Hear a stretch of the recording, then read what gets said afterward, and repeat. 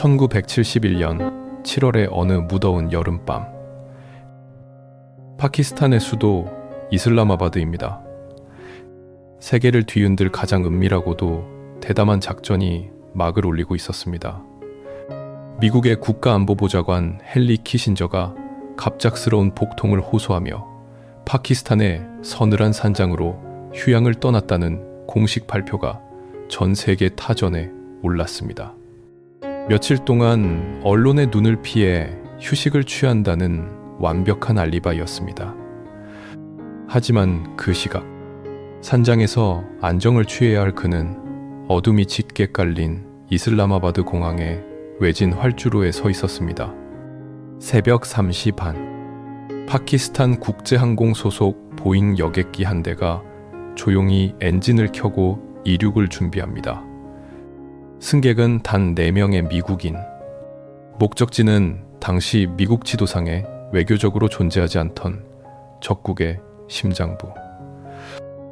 바로 공산국가 중국의 베이징이었습니다. 이것이 바로 냉전의 흐름을 완전히 뒤바꿔 놓은 그 유명한 작전의 실체입니다. 굳게 닫혀있던 죽의 장막을 넘어 미국과 중국이 처음으로 손을 잡고 당시 최대의 적이었던 소련을 외교적으로 고립시키려 했던 거대한 지정학적 지진이 일어나는 순간이었습니다. 일어나는 고공포. 하지만 오늘 우리가 주목해야 할 것은 이 역사적인 체스판에서 말을 움직인 강대국들이 아닙니다. 우리는 이 비밀스러운 체스판 자체를 제공한 자의 숨겨진 얼굴을 보아야 합니다. 어떻게 미국 최고위급 인사가 전 세계의 눈을 속이고 적국으로 무사히 날아갈 수 있었을까요? 이 불가능에 가까운 무대를 치밀하게 설계하고 완성한 인물은 다름 아닌 파키스탄의 군사 지도자 야히야 칸 대통령이었습니다. 그는 키신저의 가짜 병환을 직접 기사화하도록 지시했고 주변을 맴돌던 각국의 정보원들을 철저히 속여 넘겼습니다. 미국의 정보기관과 소련의 첩보망은 물론이고 턱 밑에서 파키스탄의 일거수일투족을 감시하던 인도의 날카로운 눈초리마저 완벽하게 농락했습니다. 파키스탄은 비행기를 내어주고 위장 전술을 펼치며 가장 안전한 하늘길의 안내자가 되어 주었습니다. 표면적으로 보면 이는 세계 평화를 위한 약소국의 위대한 헌신처럼 보입니다. 새로운 시대의 문을 여는 열쇠를 기꺼이 강대국에게 쥐어준 낭만적인 외교의 한 장면 말입니다. 하지만 역사의 이면은 언제나 우리가 생각하는 것보다 훨씬 더 차갑고 이기적이며 잔혹합니다. 파키스탄이 이토록 무모할 정도로 위험한 중재자 역할을 자처한 것은 결코 세계 평화나 이타심 때문이 아니었습니다. 1971년 그해 여름, 파키스탄은 국가의 존망이 걸린 끔찍하고 처절한 위기 한가운데를 지나고 있었습니다. 국토의 동쪽 절반, 즉 지금의 방글라데시 지역에서 거대한 독립무장투쟁이 일어났고 파키스탄 군부는 이를 군화발로 짓밟으며 피로 진압하고 있었습니다. 수많은 민간인의 목숨이 사라지는 끔찍한 내전의 소용돌이 속에서 파키스탄 수뇌부는 국제사회의 비난을 막아줄 든든한 방패가 절실했습니다. 미국의 침묵과 묵인이 필요했고 동시에 앙숙인 인도의 군사적 개입을 막기 위해 중국이라는 거대한 동맹의 힘을 빌려야만 했습니다. 냉전의 판도를 바꾼 세기의 중재자는 사실 자국에서 벌어지는 피비린내, 나는 참상을 덮고 국가가 반토막 나는 것을 막기 위해 강대국들에게 자신의 지리적 이점을 뇌물로 바친 절박한 도박꾼이었습니다. 세계의 운명을 결정지은 이 야심찬 비행은 파키스탄이라는 나라가 가진 슬프고도 지독한 모순을 가장 극적으로 보여주는 사건입니다.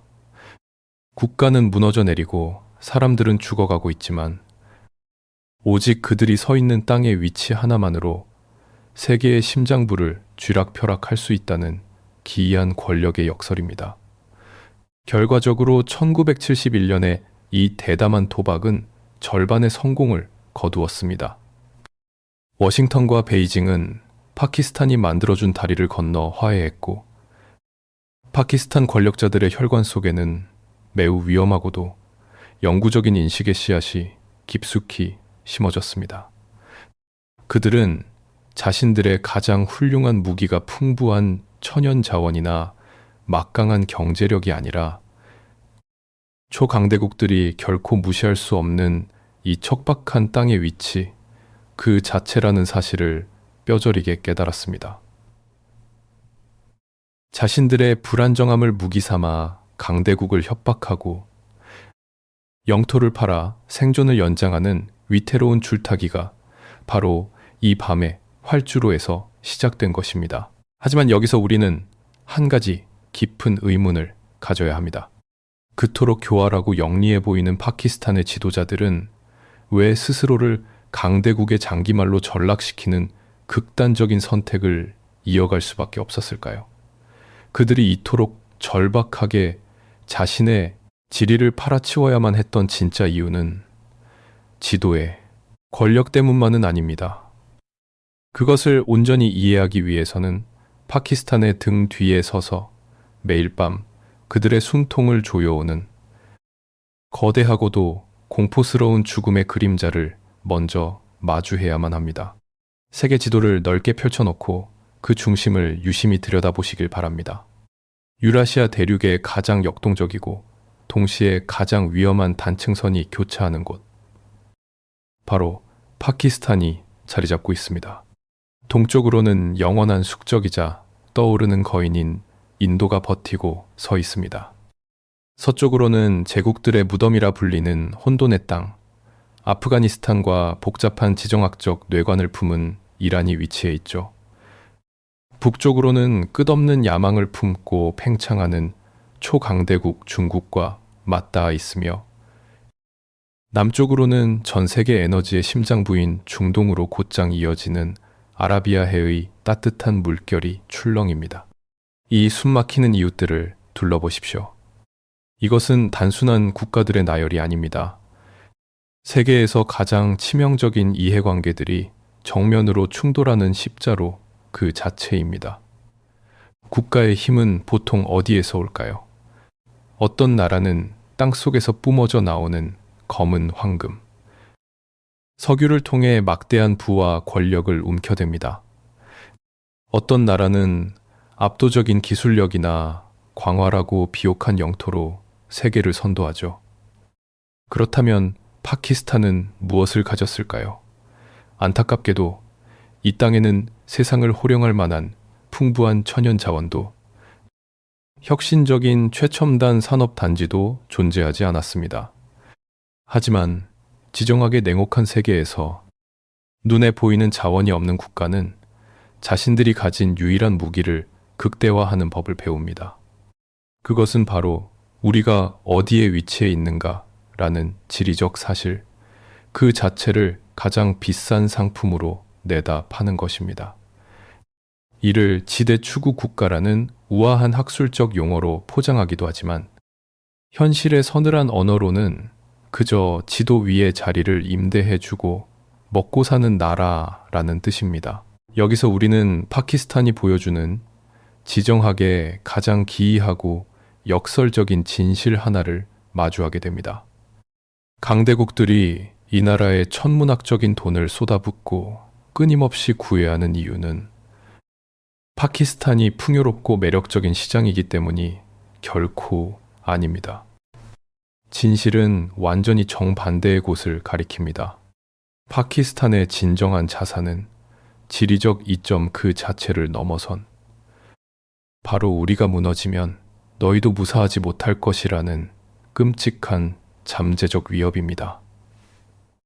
아시아와 중동을 잇는 이 핵심적인 교차로를 통제하지 못한다면, 혹은 이 땅이 통제 불능의 혼란 속으로 빠져들게 방치한다면, 그 파국적인 여파는 미국과 중국, 그리고 주변 모든 국가의 치명적인 상처로 돌아가게 됩니다. 강대국들은 이 십자로의 피비린내 나는 통행료를 기꺼이 지불해야만 했습니다. 이것이 바로 파키스탄 수뇌부가 반세기 넘게 연마해온 지도를 파는 예술의 본질입니다. 그들은 냉전 시대에는 소련의 남하를 막으려는 미국에게 자신들의 서쪽 국경을 내어주며 막대한 달러와 무기를 받아냈습니다. 시대가 바뀌고 새로운 냉전이 도래하자 이번에는 바다로 나가는 지름길이 절실한 중국에게 남쪽의 항구를 내어주며 생존을 도모하고 있습니다. 천연 자원이 없는 대신 그들은 세계에서 가장 위험한 고속도로 한가운데에 톨게이트를 세우고 초강대국들에게 번갈아가며 요금을 징수하는 독창적이고도 슬픈 생존 공식을 완성한 것입니다. 경제를 자립적으로 발전시키는 대신 국가의 지정학적 가치를 담보로 끝없는 대출을 받는 이 기형적인 구조는 파키스탄을 지탱하는 유일한 뼈대가 되었습니다. 그렇다면 이토록 영리하고 타산적인 파키스탄의 엘리트들은 어째서 국가의 자주성마저 훼손될 수 있는 이 극단적인 줄타기를 멈추지 못하는 것일까요? 왜 그들은 평범하고 안정적인 국가의 길을 걷는 대신 기꺼이 초강대국들의 체스판 위에 자신들을 내던지는 위험한 선택을 끊임없이 반복하는 것일까요? 강대국 사이에서 벌이는 이 화려한 외교적 거래의 장막을 걷어내면 우리는 마침내 파키스탄이 세상의 눈으로부터 절박하게 숨기고 싶어하는 가장 깊고 어두운 공포와 마주치게 됩니다. 이 모든 비상식적인 행동의 기저에는 국가가 탄생한 바로 그 첫날부터 이슬람아바드의 하늘을 빈틈없이 뒤덮고 있는 거대하고도 섬뜩한 그림자 하나가 도사리고 있습니다.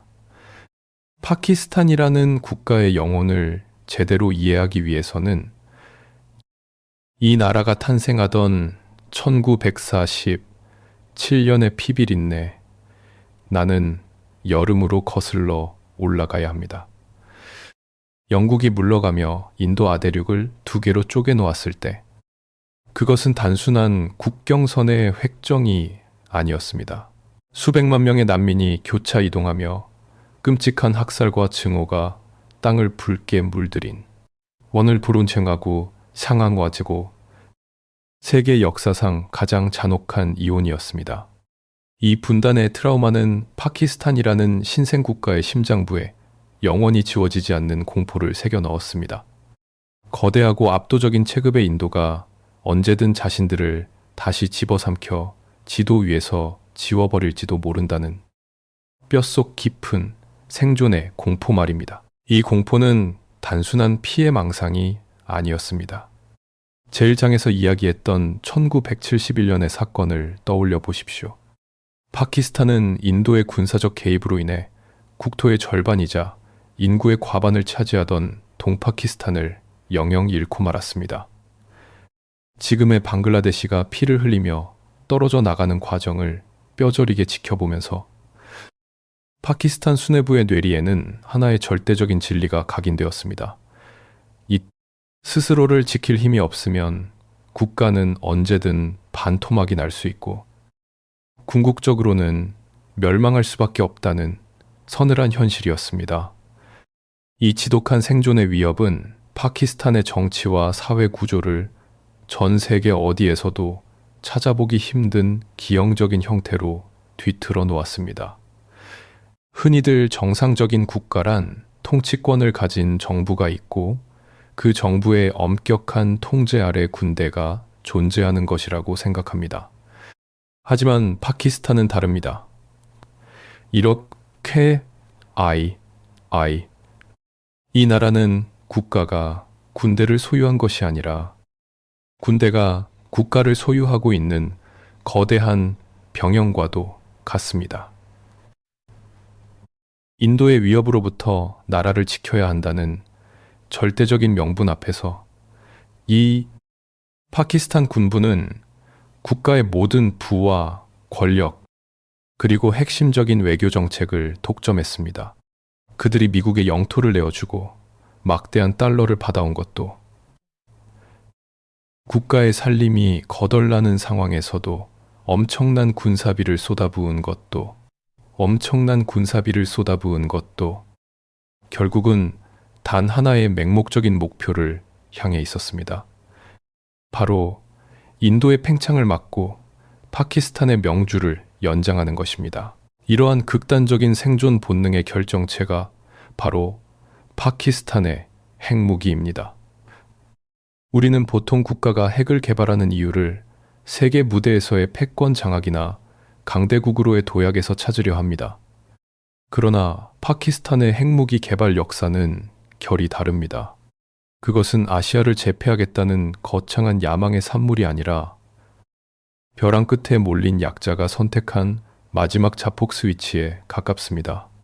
인도의 압도적인 재래식 군사력을 도저히 감당할 수 없다는 것을 깨달은 파키스탄은 국가가 파산의 위기에 처하고 국제사회의 혹독한 제재를 받는 한이 있더라도 기어코 핵폭탄을 만들어냈습니다. 우리가 죽어야 한다면 인도 대륙 전체를 불바다로 만들고 함께 재로 변하겠다는 가장 비극적이고 절망적인 방패를 스스로의 손에 쥐게 된 것입니다. 이 섬뜩한 공멸의 논리는 역설적이게도 파키스탄을 그 누구도 함부로 건드릴 수 없는 불가침의 영역으로 밀어 올렸습니다. 초강대국들은 이제 파키스탄을 다룰 때 그들의 얄팍한 경제력이나 언제 폭발할지 모르는 불안정한 정치를 보는 것이 아니라 그들 등 뒤에 숨겨진 수백 기의 핵탄두를 보며 식은땀을 흘려야만 합니다. 파키스탄 엘리트들은 바로 이 점을 너무나도 정확하게 간파했습니다. 멸망에 대한 극도의 공포가 만들어낸 이 치명적인 무기는 이제 그들을 보호하는 방패를 넘어 강대국들을 조종하는 강력한 지렛대로 진화하기 시작했습니다. 수백만 명의 굶주린 빈민들과 끓어오르는 내부의 분노를 안고서도 파키스탄 군부는 주머니 속에 핵무기라는 든든한 보증수표를 챙겨 넣었습니다. 그리고 21세기의 문턱을 넘으며 이슬라마바드의 지휘자들은 인류 외교사에서 가장 아슬아슬하고도 교활한 고개 비행을 본격적으로 시작할 준비를 마쳤습니다. 과연 이 약하고도 위험한 국가는 어떻게 초강대국들의 눈을 속이며 세계의 질서를 유린했을까요? 2001년 9월 11일 뉴욕의 쌍둥이 빌딩이 무너져 내린 직후 세계의 이목은 미국을 향했지만 워싱턴의 분노에 찬 시선이 가장 먼저 꽂힌 곳은 바로 파키스탄이었습니다.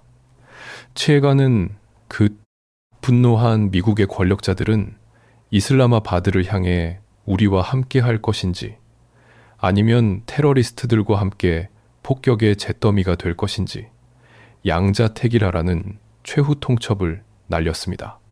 멸망의 공포 앞에서 파키스탄 군부는 주저하지 않고 미국의 손을 맞잡았습니다. 그들은 테러와의 전쟁에서 미국의 가장 핵심적인 동맹국을 자처했고 그 대가로 워싱턴으로부터 하늘에서 쏟아지는 비처럼 막대한 군사 원조와 경제적 지원을 받기 시작했습니다. 이슬라마바드의 금고는 다시 한번 달러로 가득 찼습니다. 하지만 이 화려한 동맹의 이면에서는 인류 외교사에서 유례를 찾아보기 힘든 소름 끼치도록 대담한 이중 플레이가 은밀하게 진행되고 있었습니다. 미국의 천문학적인 자금이 파키스탄 군대의 무기고를 채우는 동안 파키스탄 군사정보국의 어두운 지하실에서는 전혀 다른 계획이 세워지고 있었습니다. 그들은 낮에는 미군과 함께 테러리스트를 소탕하는 작전을 펼치며 충실한 파트너 행세를 했습니다. 그러나 밤이 되면 아프가니스탄의 무장단체들과 극단주의 세력들에게 은신처와 자금, 그리고 무기를 은밀히 제공했습니다. 미국이 그토록 피를 흘리며 쫓던 적들은 다름 아닌 미국의 돈으로 배를 불린 파키스탄의 보호 아래 숨을 고르고 있었던 것입니다. 어째서 이런 무모한 짓을 벌인 것일까요? 파키스탄 엘리트들의 머릿속에는 오직 인도를 향한 편집증적인 공포만이 자리 잡고 있었습니다. 그들에게 아프가니스탄은 단순한 이웃나라가 아니라 인도와의 전쟁이 발발했을 때 군대가 후퇴하고 재정비할 수 있는 필수적인 전략적 후방이었습니다. 따라서 아프가니스탄의 친인도 성향의 정부가 들어서는 것은 파키스탄에게 국가적 사형 선고나 다름없었습니다. 그들은 인도의 영향력을 차단하기 위해 아프가니스탄을 통제할 수 있는 거칠고 극단적인 무장 세력을 자신들의 사냥개로 키워야만 했습니다. 미국의 자원을 가져다 자신들의 은밀한 제국을 건설하는 데 사용한 기막힌 착취의 역전이었습니다. 이 위험한 곡 예비행의 가장 극적인 하이라이트는 2011년에 벌어졌습니다.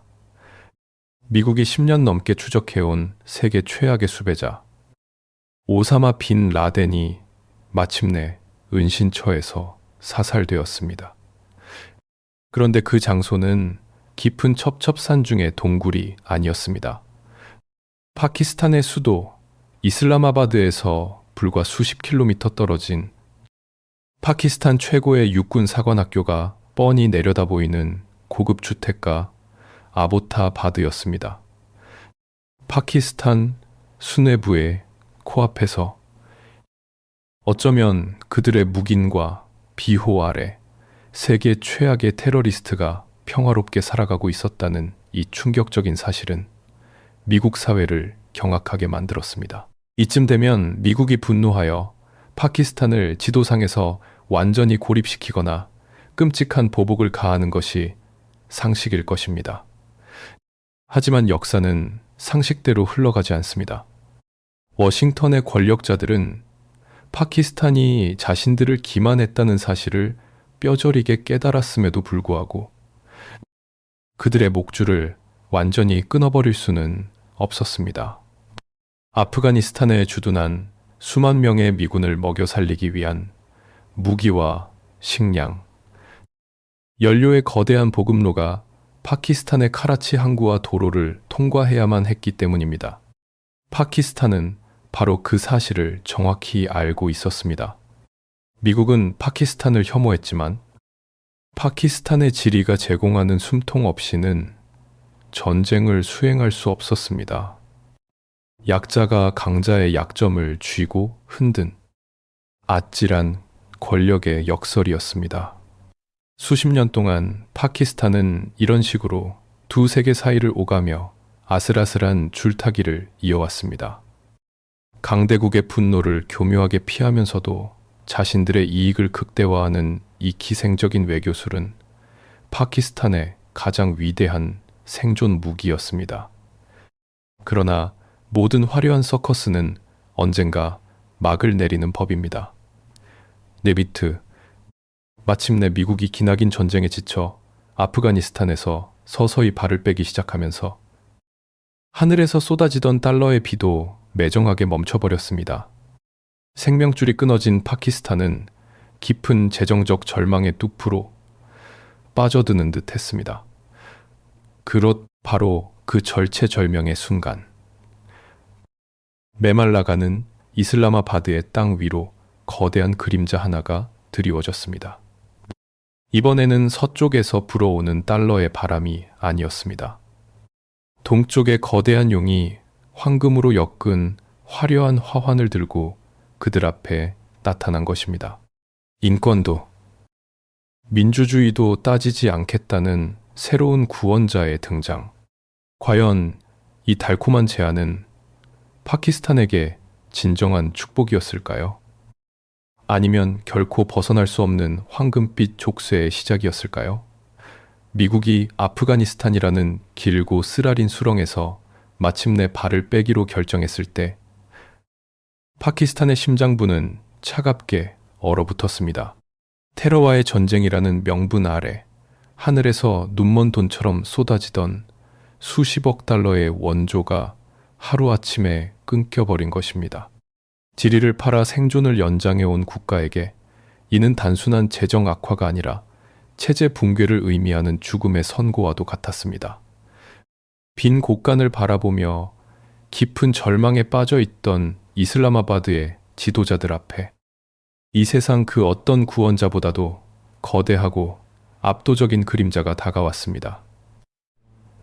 바로 끝없는 자본의 식욕과 제국적 야망을 품고 서쪽으로 팽창하던 붉은 용, 중국이었습니다. 중국은 파키스탄을 향해 철천 지원수 인도를 함께 견제하는 강철 같은 형제라 부르며 뜨거운 포옹을 제안했습니다. 그리고 그 포옹의 대가로 파키스탄이 건국 이래 단 한 번도 본 적 없는 천문학적인 액수의 돈다발을 내밀었습니다. 중국과 파키스탄을 잇는 경제회랑이라 불리는 이 거대한 프로젝트는 무려 600억 달러가 넘는 자금을 파키스탄의 도로와 철도, 발전소, 그리고 항구에 쏟아붓겠다는 역사적인 약속이었습니다. 하지만 우리는 앞서 확인했습니다. 지정학의 냉혹한 세계에서 조건 없는 선이란 존재하지 않습니다. 중국이 이토록 거대한 돈을 척박한 파키스탄 땅에 묻어두려 한 진짜 이유는 무엇이었을까요? 그 해답은 베이징의 지도자들을 매일 밤 잠 못 들게 만드는 가장 깊은 악몽, 이른바 말라카 딜레마에 숨겨져 있습니다. 중국은 세계의 공장이자 거대한 에너지 블랙홀이지만 중동과 아프리카에서 오는 석유를 들여오기 위해서는 반드시 좁디 좁은 동남아시아의 말라카 해협을 통과해야만 합니다. 만약 미국과의 군사적 충돌이 발생해 미 해군 제7함대가 이 해협을 통제해버린다면 중국의 경제와 군사기계는 단 며칠 만에 심장이 됨고맙니다. 중국에게 말라카 해협은 누군가 언제든 밟아 숨통을 끊을 수 있는 얇은 산소 호흡기 선과 같았습니다. 등광의 말라카, 중국에게 말라카 산소 호흡기 선과 베이징의 권력자들은 지도를 펼쳐놓고 필사적으로 이 치명적인 약점을 우회할 비상구를 찾았습니다. 그리고 그들의 날카로운 시선이 멈춘 곳이 바로 파키스탄 최남단, 아라비아 해와 닿아 있는 작고 조용한 어촌 마을 과다르였습니다. 중국 서부 신장 지역에서 육로를 통해 파키스탄을 가로질러 과다르 항구로 곧장 내려온다면 눈엣 가시 같은 말라카 해협을 거치지 않고도 중동의 석유를 안전하게 실어 나를 수 있습니다. 파키스탄은 단순히 경제적 투자처가 아니라 중국의 목에 걸린 미국의 올가미를 풀어줄 가장 완벽하고도 유일한 전략적 비상구였던 것입니다. 파키스탄 엘리트들은 환호했습니다. 과거의 미국처럼 인권 보호를 강요하지도 않고 민주주의의 가치를 설교하지도 않으며 부패를 끈질기게 추궁하지도 않는 완벽한 물주가 나타난 것입니다.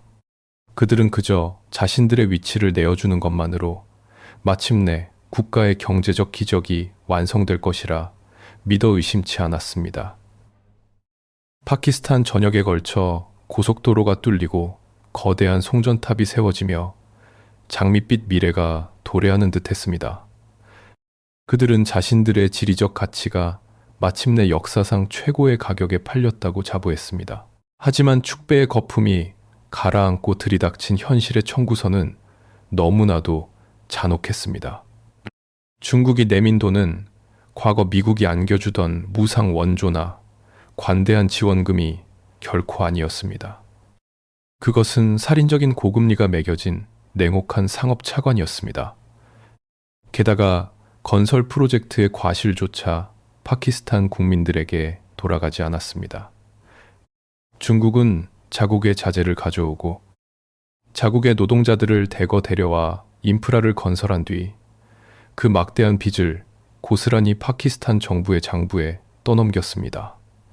강철 같은 형제가 씌워준 황금빛 화환인 줄 알았던 이 거대한 경제 회랑은 사실 파키스탄의 경제적 주권을 영원히 투참해는 무겁고 차가운 강철 족쇄였던 것입니다.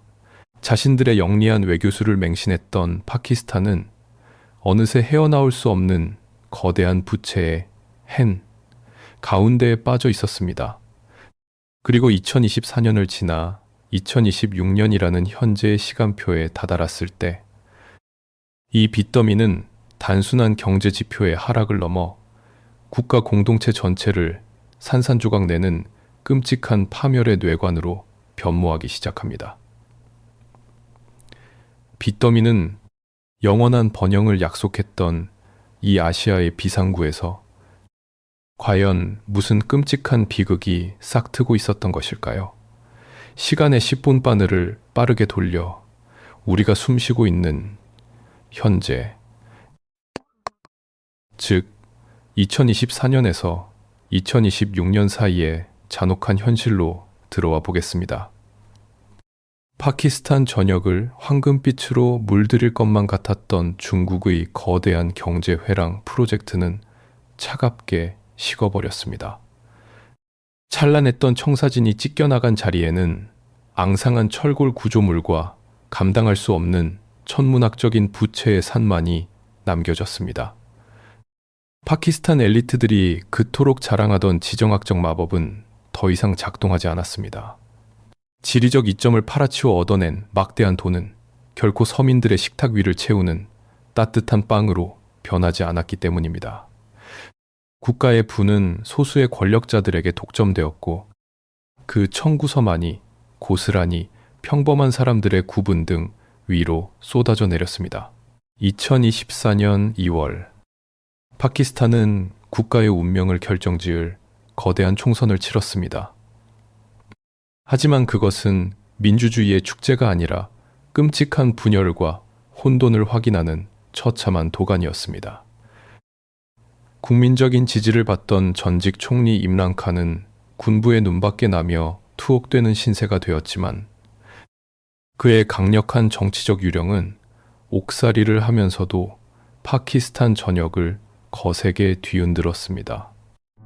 선거 결과는 조작 시비로 얼룩졌고 결국 군부의 입맛에 맞는 허약한 연립정부가 간신히 권력을 잡았습니다.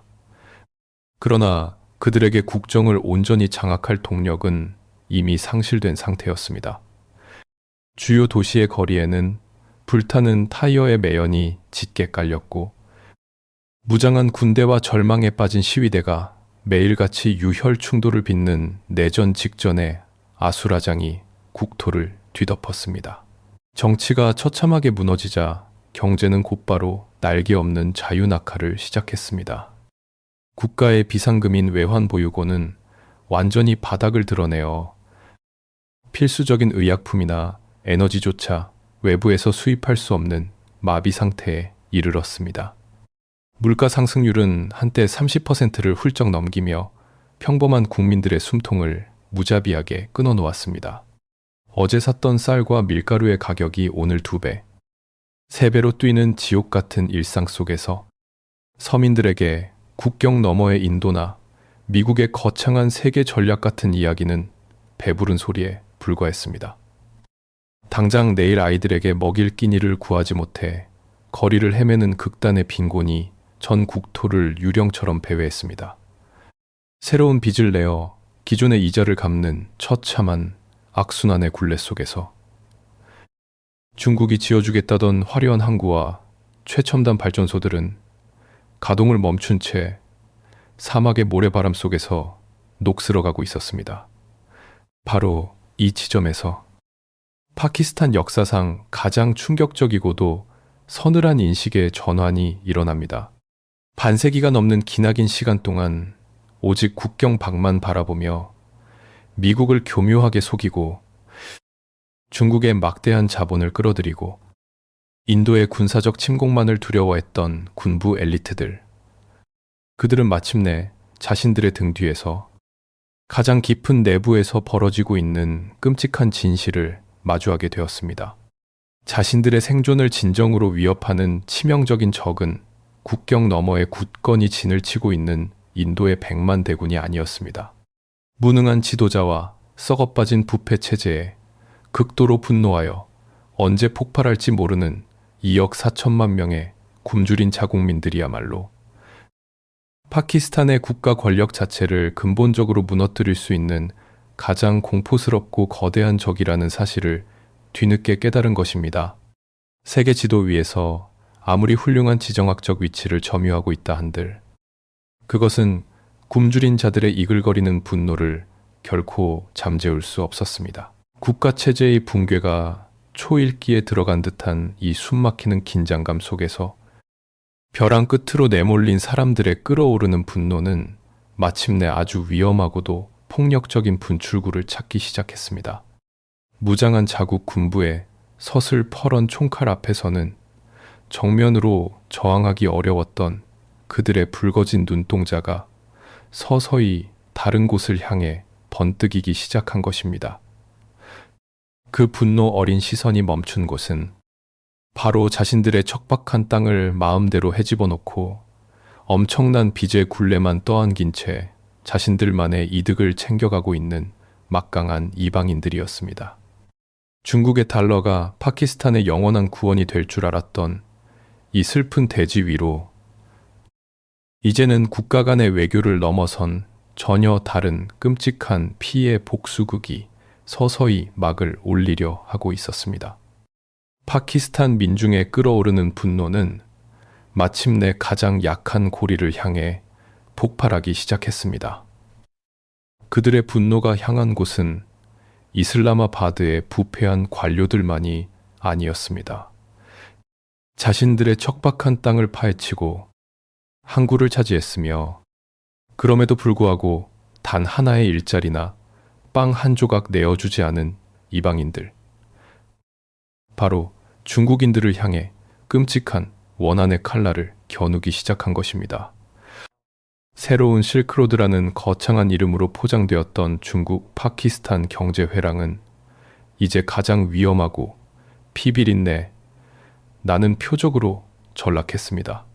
2024년 3월 파키스탄 북서부 베샴 지역에서 댐 건설을 위해 이동하던 중국인 엔지니어들의 차량 행렬을 향해 끔찍한 자살 폭탄 테러가 발생했습니다. 거대한 화염과 함께 여러 명의 중국인 기술자들이 목숨을 잃은 이 참혹한 사건은 결코 우발적인 비극이 아니었습니다. 이것은 2025년과 2026년으로 이어지는 기나긴 연쇄 테러의 신호탄에 불과했습니다. 특히 주목해야 할 곳은 파키스탄 남서부의 발루치스탄이라는 지역입니다. 중국이 그토록 원했던 과다르 항구가 있는 바로 그곳 말입니다. 이 지역은 파키스탄에서 천연가스와 광물이 가장 풍부한 땅이지만 역설적이게도 그곳의 주민들은 나라에서 가장 극심한 빈곤과 차별에 시달리고 있었습니다. 발루치스탄 해방군을 비롯한 지역 무장 세력의 눈에 중국은 자신들을 구원해줄 강철 같은 형제가 아니라 파키스탄 군부와 결탁하여 자신들의 고향을 착취하고 자원을 강탈해가는 새로운 제국주의적 약탈자에 불과했습니다. 수십억 달러의 돈을 쏟아붓고도 돌아오는 것이 자국민들의 시신이 담긴 관이라는 현실 앞에서 베이징의 인내심은 산산조각이 났습니다. 영원한 우정을 속삭이던 중국 수뇌부의 얼굴은 싸늘하게 굳어졌습니다. 그들은 파키스탄이라는 나라가 안고 있는 거대한 투자 리스크를 뼈저리게 실감했습니다. 그리고 파키스탄 군부를 향해 결코 넘어서는 안 될 치명적인 요구를 던졌습니다. 더 이상 파키스탄 군대의 경호 능력을 신뢰할 수 없으니 중국인과 중국의 자산을 보호하기 위해 중국의 독자적인 무장 보안 인력을 파키스탄 영토 내로 진입시키겠다는 충격적인 통보였습니다. 이것은 파키스탄 군부의 뇌관을 건드리는 최악의 폭탄 선언이었습니다. 제3장에서 보았듯 파키스탄 군부는 국가의 주권을 수호한다는 절대적인 명분 하나로 국가의 모든 부와 권력을 독점해 온 집단입니다. 인도의 위협으로부터 영토를 지키기 위해 자국민을 굶기면서까지 핵무기까지 개발했던 그들입니다. 그런데 이제 돈을 빌려준 채권국이 나타나 자신들의 앞마당에 외국 군대와 다름없는 무장 병력을 주둔시키겠다고 협박하고 있는 것입니다. 만약 이 요구를 수용한다면 그것은 파키스탄 군부가 국가를 통제할 능력을 상실했음을 전 세계에 자백하는 것이며 국가의 주권을 중국의 헐값으로 넘겨버리는 치욕스러운 항복 선언과도 같았습니다. 국가의 주가, 하지만 당장 내일 갚아야 할 이자조차 없는 파키스탄으로서는 중국의 거센 압박을 정면으로 거절할 힘조차 남아있지 않았습니다. 강철 같은 형제의 따뜻한 포옹인 줄만 알았던 중국의 손길은 이제 파키스탄의 목을 서서히 조여오는 거대하고 차가운 비단뱀으로 변해 있었습니다. 빚이라는 이름의 독리가 살을 파고들고 주권이라는 이름의 숨통이 서서히 막혀오며 꼼짝없이 질식하기 직전에 그 끔찍한 순간, 모든 희망이 사라졌다고 생각했던 바로 그때, 숨 막히는 이슬라마바드의 권력 심장부로 조용히 울리는 한 통의 전화벨 소리가 있었습니다. 중국의 올가미에서 필사적으로 벗어나려 발버둥 치는 그들에게 손을 내민 것은 다른 누구도 아니었습니다. 바로 몇 년 전 그들을 매몰차게 버리고 떠났던, 그러나 지구 반대편에서 이 모든 상황을 묵묵히 예의주시하고 있던 오랜 옛 파트너, 워싱턴이었습니다. 2026년 워싱턴. 미 국방부와 백악관의 전략가들은 붉게 물들어가는 아시아 지도를 보며 깊은 고민과 낭패감에 빠졌습니다. 아프가니스탄에서의 굴욕적인 철수 이후 그들은 복잡하고 골치 아픈 파키스탄을 의도적으로 방치하려 했습니다. 그러나 미국이 남겨두고 떠난 그 거대한 지정학적 공백을 중국이 무서운 속도로 집어삼키는 과정을 지켜보면서 워싱턴의 경보음이 매섭게 울리기 시작했습니다. 만약 파키스탄이 이대로 심각한 국가 부도 사태를 이기지 못하고 중국의 자본에 완전히 굴복하게 된다면 어떤 일이 벌어질까요? 아라비아해의 푸른 바다를 향해 활짝 열린 과다르. 항구는 단순한 상업용 무역항을 넘어 미군의 제칠함대를 정면으로 위협하고 인도양 전체의 패권을 장악할 중국 해군의 공식적인 최전선 군사기지로 변모할 것이 너무나도 뻔했습니다. 전 세계의 바다를 지배하는 미국에게 이는 결코 용납할 수 없는 끔찍한 악몽이었습니다. 결국 미국은 중동과 아시아를 연결하는 이 치명적인 요충지를 적대국의 손에 온전히 넘겨줄 만큼 어리석지 않았습니다. 그러나 지금은 총칼이 난무하던 20세기의 냉전 시대가 아닙니다. 2024년부터 2026년으로 이어지는 이 새로운 신냉전의 험악한 전장에서는 더 이상 미 해병대가 해안가에 상륙하거나 수천 대의 전차가 국경을 부수고 돌진하는 직접적인 군사 충돌은 일어나지 않습니다. 일어나지 강대국들이 서로의 숨통을 끊기 위해 겨누는 최신식 무기는 첨단 미사일이 아니라 다름 아닌 복잡한 해제 조건과 숫자들로 빽빽하게 채워진 서류 뭉치였습니다. 미국은 자국의 막대한 지분과 절대적인 영향력이 작용하는 국제통화기금을 가장 치명적이고 정교한 외교적 무기로 빼들었습니다. 파키스탄의 목을 뱀처럼 옥죄고 있는 중국의 거대한 빚을 끊어내기 위해 미국은 군대 대신 달러라는 이름의 산소호흡기를 들고 다시 이슬라마바드의 굳게 닫힌 문을 두드린 것입니다. 물론 국제통화기금의 구제금융은 결코 가난한 자들을 위한 자비로운 구호물자가 아니었습니다. 그것은 국가 경제의 살을 도려내는 살인적인 구조조정과 뼈를 깎는 극단적인 긴축을 요구하는 가혹한 처방전 그 자체였습니다. 세금을 대폭 올리고 서민들을 위한 필수 보조금을 무자비하게 폐지하며 전기와 가스 같은 공공요금을 기하급수적으로 인상하라는 단호한 요구는 파키스탄 국민들의 남은 피마저 말려버리는 끔찍한 고통이었습니다. 그럼에도 불구하고 워싱턴이 계속해서 구제금융기구를 움직여 파키스탄의 아슬아슬한 생명줄을 연결해주는 이유는 단 하나뿐이었습니다. 바로 $2의 생사여탈권을 지렛대 삼아 파키스탄 군부가 중국과 치명적인 거리를 두도록 강제하는 것입니다. 베이징에 완전히 종속되지 않게끔 최소한의 숨통을 틔워주면서 동시에 중국의 불투명한 인프라 프로젝트를 축소시키고 그들의 팽창하는 영향력을 서서히 도려내는 고도의 피, 말리는 금융전쟁이었습니다. 이것이 바로 우리가 살고 있는 신냉전의 가장 소름 끼치고 냉혹한 이면입니다. 대포 소리 하나 들리지 않는 삭막한 회의실에서 워싱턴과 베이징은 파키스탄이라는 메마른 대지 위로 수십억 달러의 돈을 포탄처럼 쏘아 올리며 소리 없는 영토 전쟁을 치르고 있었습니다. 구제금융의 승인을 알리는 워싱턴의 건조한 고갯짓 한 번이 파키스탄 내부에서는 중국인 기술자들을 향한 정치적 태도의 변화와 항구의 소유권을 뒤흔드는 거대한 태풍으로 돌변했습니다.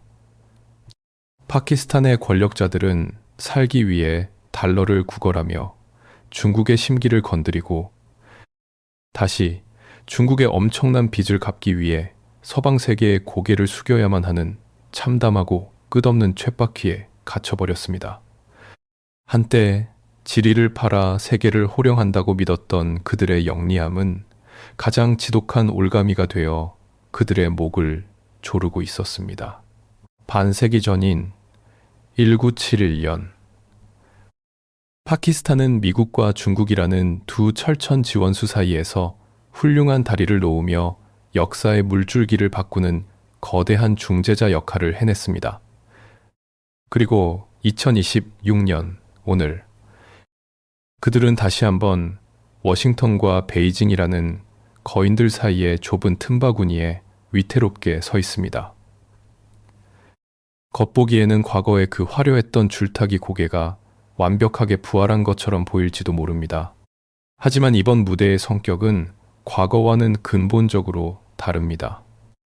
이 아찔한 권력의 줄타기를 순식간에 끝장내버리고 파키스탄을 넘어 아시아 전체를 끔찍한 지옥의 불구덩이로 맹렬하게 밀어 넣을 수 있는 세계에서 가장 위험한 시한폭탄 하나가 무대 한가운데에서 조용히 째깍거리고 있었기 때문입니다. 국제 정치의 무대에서 한 국가가 휘두를 수 있는 가장 강력한 힘은 보통 어디에서 나오는 것일까요? 압도적인 경제력이나 튼튼한 민주주의, 혹은 막강한 군사력이라고 대답하는 것이 상식일 것입니다. 그러나 2026년 현재 파키스탄이 전 세계를 향해 행사하고 있는 절대적인 권력의 원천은 우리가 알고 있는 그 어떤 상식과도 완전히 궤를 달리합니다. 그들의 진정한 힘은 강함이 아니라 역설적이게도 그들이 품고 있는 끔찍하고도 극단적인 약함에서 뿜어져 나옵니다. 파키스탄 수뇌부가 미국과 중국이라는 두 초강대국의 멱살을 쥐고 흔들 수 있는 가장 확실하고 치명적인 무기는 바로 자신들이 언제든 붕괴할 수 있다는 무시무시한 공포 그 자체입니다. 지금의 파키스탄을 묘사하는 숫자와 현실들을 가만히 들여다보십시오. 2억 4천만 명이라는 엄청난 인구가 모여 살고 있지만 국가 경제는 이미 돌이킬 수 없는 파탄의 지경에 이르러 수많은 사람들이 매일같이 지독한 굶주림과 싸우고 있습니다. 정치는 극한의 분열로 치달아 매일 거리에서 유혈 사태가 벌어지고 있으며 억눌린 민중의 분노는 언제 터질지 모르는 활화산처럼 끓어오르고 있습니다. 국가는 가장 기본적인 식량조차 스스로 해결하지 못해 외부의 수혈의 목을 매달고 있는 그야말로 금방이라도 쓰러질 듯한 거대한 병자와 같습니다. 하지만 이 비참하고 위태로운 병자의 품속 깊은 곳에는 세상을 한순간에 멸망시킬 수 있는 170여 기의 핵탄두가 서늘한 빛을 뿜으며 조용히 숨쉬고 있습니다. 이것이 바로 세계 정치학자들을 경악하게 만드는 딜레마입니다. 금융계에서는 파산하면 경제 전체가 무너지는 거대 은행을 가리켜 대마불사라고 부르지만 파키스탄은 인류의 생존을 담보로 한 지정학적 대마 불사의 완전판입니다. 워싱턴의 백악관도 베이징의 중난 하이도 속으로는 파키스탄 특유의 교활한 양면 전술과 배신의 치를 떨고 있습니다. 두 강대국 모두 밑빠진 독에 물을 붓는 것 같은 이 지긋지긋한 원조를 당장이라도 끊어버리고 싶어 합니다. 파키스탄 엘리트들의 지독한 탐욕에 더 이상 한 푼의 달러도 위안화도 내어주기 싫은 것이 그들의 솔직한 속내입니다. 그러나 그들은 결코 파키스탄을 버릴 수 없습니다. 만약 파키스탄 정부가 부도를 맞고 붕괴하여 통제력을 상실한다면 상상조차 하기 싫은 악몽이 시작되기 때문입니다. 국가가 해체된 틈을 타 아프가니스탄과 발루치스탄 등지에서 암약하던 극단주의 무장단체들이 국경을 넘어 몰려올 것입니다. 그리고 통제되지 않는 170여 기의 핵무기 중 단 하나라도 광기 어린 테러리스트들의 손에 넘어가는 순간 뉴욕과 베이징, 뉴델리의 하늘은 영원한 공포로 뒤덮이게 됩니다. 파키스탄 엘리트들은 이 섬뜩한 진실을 누구보다 잘 알고 있습니다. 그들은 자신들의 머리에 권총을 겨눈 채 살고 싶으면 당장 돈을 내놓으라며 전 세계를 상대로 끔찍한 인질극을 벌이고 있는 셈입니다. 이 얼마나 기막히고도 슬픈 권력의 역설입니까? 자국민들에게 빵 한 조각 보장해주지 못할 정도로 썩어 문드러진 국가가 오직 자신들이 산산조각 났을 때 발생할 엄청난 파괴력을 무기 삼아 강대국들에게 청구서를 내밀고 있습니다. 그들은 약하기 때문에 강하고 무너져 가고 있기 때문에 생명줄을 연장받고 있습니다. 그들은 스스로를 체스판의 위대한 플레이어라고 믿고 있지만 사실 세계에서 가장 위험한 시한폭탄 위에 올라탄 위태로운 고개사에 불과합니다. 이제 우리의 시선은 이 길고 잔혹한 이야기의 끝을 향해 갑니다. 반세기 전인 1971년 파키스탄이 벌였던 위험한 줄타기는 미국과 중국을 연결하는 새로운 시대의 문을 열어젖혔습니다. 하지만 극심한 경제 위기와 민중의 분노, 그리고 핵무기라는 화약고를 안고 있는 2026년, 오늘의 파키스탄은 과연 세계를 향해 어떤 문을 열려고 하는 것일까요? 이야기의 시작점이었던 1971년, 그 무더운 여름밤. 이슬라마바드 공항의 활주로를 다시 한번 떠올려 보시길 바랍니다. 헨리 키신저를 태우고 어둠 속으로 날아올랐던 그 은밀한 비행기는 세상을 완전히 새로운 질서로 이끌었습니다. 에르, 그 은당 근반 앞, 비록 그 동기가 자국의 끔찍한 내전을 덮기 위한 이기적인 계산에서 비롯되었다 할지라도 파키스탄은 분명 두 초강대국 사이에 두꺼운 얼음을 깨고 화해의 다리를 놓은 역사적인 설계자였습니다. 그 밤의 비행은 아슬아슬했지만 결국 목적지인 베이징에 안전하게 착륙하며 20세기의 지형도를 완전히 바꾸어 놓았습니다. 이제 정확히 반세기가 훌쩍 넘는 55해의 시간이 흘러 우리는 2026년 오늘날의 파키스탄 하늘을 올려다봅니다. 하늘을 덮은 구름의 색깔은 과거와는 판이하게 다릅니다. 1971년에 이슬라마바드가 철천 지원수였던 미국과 중국을 친구로 묶어주는 거대한 문이었다면 2026년의 이슬라마바드는 이제 두 초강대국이 서로의 숨통을 끊기 위해 격렬하게 충돌하는 세계에서 가장 위험하고 숨막히는 소리 없는 전쟁터로 변해버렸습니다. 미국과 중국 사이의 다리를 놓아주었던 중재자는 이제 그 다리 위에서 양쪽의 거인들에게 팔다리를 붙잡힌 채 산산조각 날 위기에 처해 있습니다. 파키스탄을 지배해온 엘리트들은 지난 수십 년 동안 자신들이 강대국들을 쥐락펴락하는 위대한 체스 플레이어라고 굳게 믿어 의심치 않았습니다. 서쪽으로는 미국의 달러를 빨아들이고 동쪽으로는 중국의 인프라 자본을 끌어당기며 남쪽의 항구와 북쪽의 산맥을 경매에 붙이듯 팔아넘겼습니다. 자신들의 유일한 자산인 지정학적 위치를 무기 삼아 아슬아슬한 공예를 펼치는 동안 그들은 스스로의 영리함에 도취되어 있었습니다. 하지만 역사의 무자비한 심판대 앞에서 그 치명적인 착각은 완전히 발가벗겨졌습니다. 그들은 결코 게임의 판을 짜는 설계자가 아니었습니다. 그들은 단지 자신들이 태어난 척박하고도 치명적인 지도 위에서 영원히 벗어나지 못한 채 지리의 저주에 스스로를 추함한 가여운 인질에 불과했습니다. 수십 년에 걸친 이중 플레이와 탐욕의 결과는 참담합니다. 외교적 쾌거라는 포장지 안에는 2억 4천만 명의 굶주린 절망만이 덩그러니 남겨졌습니다. 물가는 하늘 높은 줄 모르고 치솟고 빚을 갚지 못해 멈춰선 공장과 항구 위로는 모래바람만이 스산하게 불고 있습니다.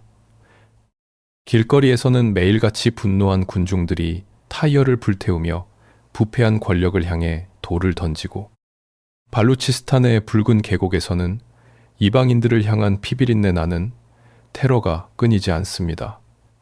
국가라는 거대한 기계가 굉음을 내며 서서히 무너져 내리고 있는 이 끔찍한 파멸의 한가운데서 오직 어두운 지하 벙커에 숨겨진 170여 기의 핵탄두만이 차가운 금속성 광택을 바라며 세계를 향해 섬뜩한 경고를 보내고 있을 뿐입니다.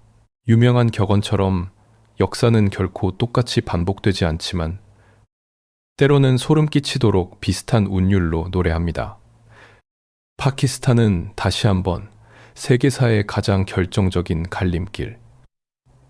두루토, 그 아찔한 무대 한가운데에 서 있습니다.